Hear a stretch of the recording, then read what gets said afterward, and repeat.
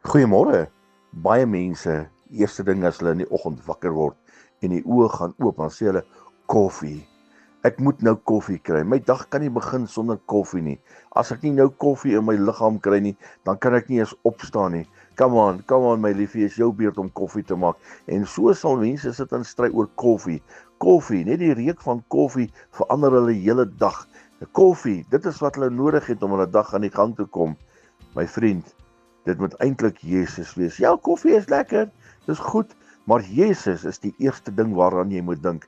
Want hy is die een wat jou deur die nag deurgedra het.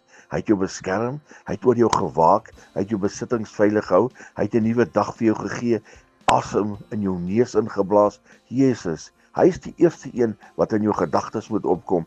My vriend, laat ons Jesus altyd eerste maak. Laat hy altyd die heel eerste persoon of die eerste denke van jou dag, laat dit Jesus wees.